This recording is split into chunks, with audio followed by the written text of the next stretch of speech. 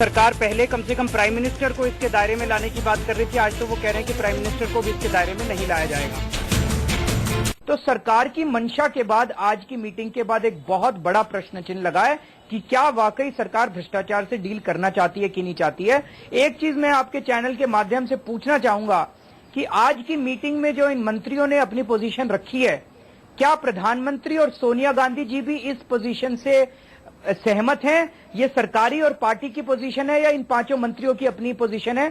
ये सोनिया गांधी जी और प्रधानमंत्री इसको साफ करें देश के सामने। अब सिविल सोसाइटी का क्या आगे का कोर्स ऑफ एक्शन है? अब अगली बैठक है 6 जून को। जिस तरह का रवैया आज आपके सामने रहा है, उसके बाद आपके पास क्या विकल्प है? किस तरह से आप इस सारे मामले को लेकर आगे बढ़ेंगे? क्योंकि जो रुख है वो तो आज सामने आया है आपके। विकल्प तो सारे सरकार के पास ही हैं। हमारी एक ही चीज है कि हम कमजोर बिल कभी नहीं आने देंगे। ये नॉन नेगोशिएबल है। स्ट्रांग, अकाउंटेबल, इफेक्टिव लोकपाल जो भ्रष्टाचारियों को दंड दे सके, सख्त दंड से दे सके, certainty and swiftness of punishment should be there. इन चीजों के साथ बिल्कुल कॉम्प्रोमाइज नहीं किया जाएगा। ये पब्लिक सर्वेंट की डेफिनेशन जो प्रिवेंशन ऑफ करप्शन एक्ट में दी गई है, उसमें प्रधानमंत्री भी आते हैं, उसमें जज भी आते हैं, उसमें आर्म्ड फोर्सेस भी आते हैं। इसके ऊपर कोई कॉम्प्रोमाइज नहीं किया जाएगा। अगर सरकार इन चीजों के हमें कमेटी से बाहर आने की कोई जल्दी नहीं है। हम कोई भाग नहीं रहे हैं कमेटी से। अपनी पूरी कोशिश करेंगे, पूरी जी जान लड़ाएंगे हम कि एक देश को एक अच्छा कानून मिले। लेकिन अगर हमें यह लगेगा कि सरकार कमजोर कानून देने जा रही है तो हम कमेटी में 2 मिनट भी नहीं बैठेंगे। जो आज जो सारे बिंदु निकलकर सामने आए हैं, न्यायपालिका की बात हो, उसको इसके दायरे से बाहर रखने की बात हो, या फिर जो सांसद है उनका संसद के अंदर का जो आचरण है उसको इसके बाहर रखने की बात हो, किन मंत्रियों का इसमें पक्ष में थे, कौन इसके विरोध में थे, और क्या इसके बीच की बातचीत अभी और जारी रहेगी? किस तरह का रुख था सरकार का? उनका ये कहना है कि आउटराइट इसमें कोई आगे बातचीत नहीं हो सकती, या अभी बातचीत का जो दौर है वो आगे चलेगा? सारे मंत्री पहले से बातचीत करके आए थे, क्योंकि सारे के सारे एक ही भाषा बोल रहे थे, एक्सेप्ट कि कपिल सिब्बल साहब ने 2 चीजें और ऐड कर दी। उन्होंने कहा कि आर्म्ड फोर्सेस भी इसके बाहर होनी चाहिए। उन्होंने कहा कि इलेक्शन कमीशन भी इसके अंदर रहे या ना रहे, इस पे भी चर्चा होनी चाहिए। बाकी सारे एक ही भाषा बोल रहे थे, वो सारे बातचीत पहले से करके आए थे। दूसरा, उन्होंने ये कहा कि इन मुद्दों के ऊपर तो सरकार का ये मत है। इसके ऊपर उन्होंने कहा कि बाकी राज्यों का क्या मत है और बाकी पॉलिटिकल पार्टीज का क्या मत है, इसके ऊपर वो लोग सबको चिट्ठियां लिखेंगे और उनका मत जानेंगे। तो इसका मतलब सरकार का मत तो फाइनल है इस चीज के ऊपर। क्या सरकार की तरफ से लोकपाल बिल की जो ड्राफ्टिंग है उसको लेकर देरी करने के लिए इस तरह की बातें आगे की जा रही है, या यही मंशा है कि यही इसी तरह का बिल सामने आए? देरी करने की मंशा तो अब जाहिर हो रही है, क्योंकि अभी तक 1.5 महीने में जितनी मीटिंग्स हुई, उन सारी मीटिंग्स में इन सारे क्रिटिकल मुद्दों को सरकार पोस्टपोन करती गई। हर बार जैसे ये मुद्दे आते थे, सरकार कहती थी ये बड़े क्रिटिकल मुद्दे हैं, इनको बाद में चर्चा करेंगे। हम उसको सरकार की बात मानते गए।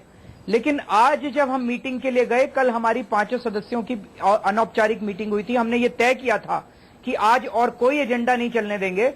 हम सरकार से पहले ये पूछेंगे कि आप ये आज क्रिटिकल मुद्दों पर हमें बताइए। आज भी जब मीटिंग शुरू हुई तो प्रणब मुखर्जी साहब ने कहा कि चलिए अब एजेंडा के हिसाब से वो करते हैं।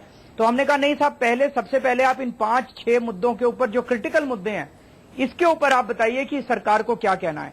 और जब उन्होंने एक एक चीज बतानी चालू की तो हमें तो we were completely shocked to hear the government's views.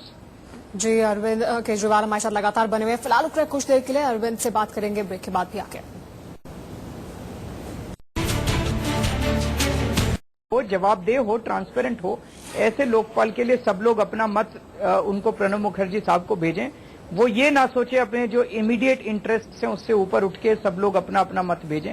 राज्य सरकारों से भी मैं अपील करना चाहूंगा कि वो भी अपना इस बारे में लिखें। आज प्रणब मुखर्जी साहब ने कहा कि वो वेबसाइट पे जनता से भी मंगाएंगे। आपके चैनल पे जितने लोग देख रहे हैं, सारे प्रणब मुखर्जी को चिट्ठी लिखें कि अगर ये लोकपाल बिल कमजोर आया तो फिर सरकार को वोट बिल्कुल नहीं मिलेंगे। जी अरविंद, और आगे आपसे ये भी बात करेंगे कि जो डेडलाइन है लोकपाल बिल ड्राफ्ट करने के बारे में, उसका क्या हुआ है? आगे बात करेंगे इस पर। सरकार पहले कम से कम प्राइम मिनिस्टर को इसके दायरे में लाने की बात कर रही थी। आज तो वो कह रहे हैं कि प्राइम मिनिस्टर को भी इसके दायरे में नहीं लाया जाएगा।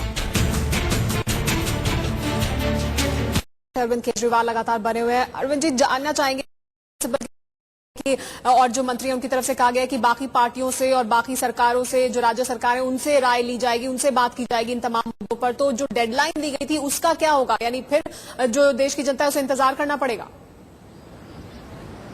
देखिए, हमने तो आज अन्ना जी ने बड़ा क्लियरली मीटिंग के शुरू में बोल दिया कि आपका नोटिफिकेशन था, वो नोटिफिकेशन 30 जून की डेडलाइन देता है। और जिस तरह से सरकार अभी 1.5 महीने में उन्होंने 20% बातों पे भी चर्चा भी नहीं की है और जितने क्रिटिकल मुद्दे थे उनको टालते ही, तो ऐसा लगा कि सरकार केवल टाइम वो कर रही है। तो अन्ना जी ने शुरू में ही बोल दिया था आज मीटिंग के कि 30 जून के बाद में इस मीटिंग की कमेटी की मीटिंग, तो जो भी सरकार को व्यूज लेने हैं और ओपिनियन लेने हैं उसके पहले ही लेने हैं।